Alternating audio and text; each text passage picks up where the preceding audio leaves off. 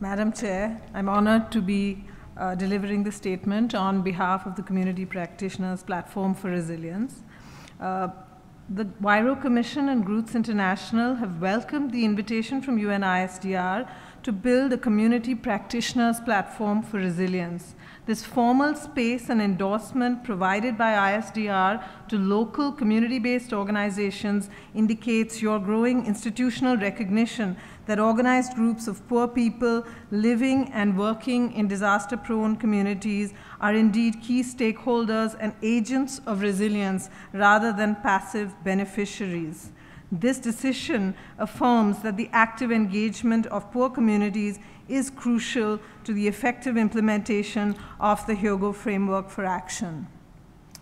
Community-based organizations, particularly grassroots women's groups, have strong track records in advancing local development priorities and are deeply invested in protecting their development gains from destruction caused by natural hazards and climate change. Thus, it is imperative that community-based organizations be accorded a formal status as key stakeholders. Practically, this means bringing communities to the table and enabling them to come face-to-face with other decision makers to talk about the challenges faced by poor communities and, most importantly, the solutions that they are trying to bring.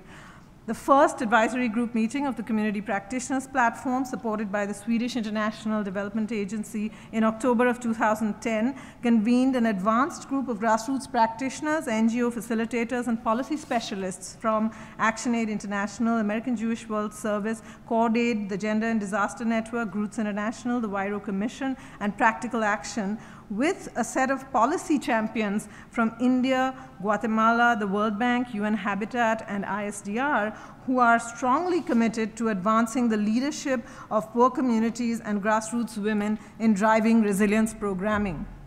In the brief time, ladies and gentlemen, that it has been operational, the Community Practitioners Platform has convened and engaged grassroots organizations, local authorities, and national governments in Asia, Africa, and Latin America who are keen to collaborate on building a robust body of scalable practices. Several grassroots leaders with advanced practices have directly represented their concerns and engaged local authorities, national and regional bodies at policy forums in New Delhi, Lima, at Cancun in COP16, and at the 55th UN Commission on Status of Women in New York, along with the ISDR convened regional platforms in Jakarta and Nayarit, held in March of this year. The Community Practitioners Platform for Resilience calls upon national governments, multilateral agencies, bilaterals, local authorities, civil society, and private sector to invest in community-led, pro-poor, gender-equitable local action for ensuring sustainable, resilient development